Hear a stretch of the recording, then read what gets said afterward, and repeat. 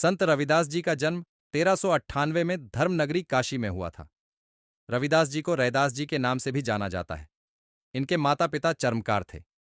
इन्होंने अपनी आजीविका के लिए पैतृक कार्य को अपनाया, लेकिन इनके मन में भगवान की भक्ति पूर्व जन्म के पुण्य से ऐसी रची बसी थी कि आजीविका को धन कमाने का साधन बना लिया। संत और फकीर जो भी इनके द्वार पर आते, उन्हें बिना पैसे लिए अपने हाथों से बने जूते पहनाते। इनके इस स्वभाव के कारण घर का खर्च चलाना कठिन हो रहा था।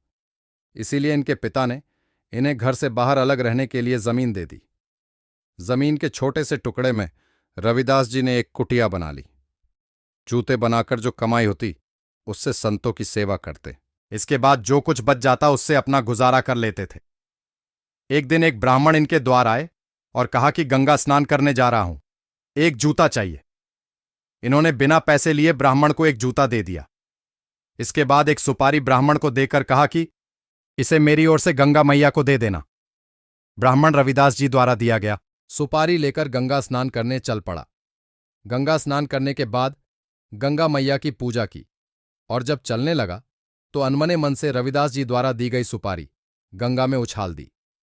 तभी एक चमत्कार हुआ, गंगा मैया प्रकट हो गई और रविदास जी द्वारा दी गई सुपारी अपने हाथ में ली और गंगा मैया ने एक सोने का कंगन ब्राह्मण को दिया और कहा कि इसे ले जाकर रविदास को दे देना।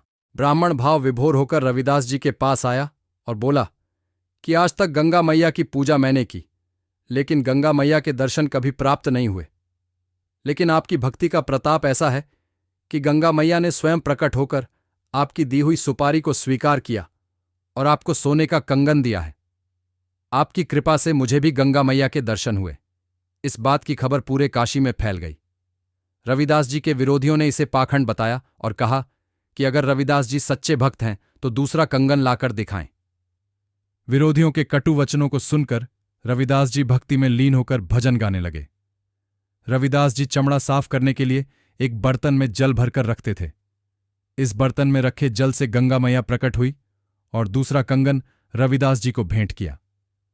रविदास जी के विरोधियों का सिर नीचा हुआ और संत रविदास जी की जय जयकार होने लगी। इसी समय से यह दोहा प्रसिद्ध हो गया, मन चंगा तो कटौती में गंगा।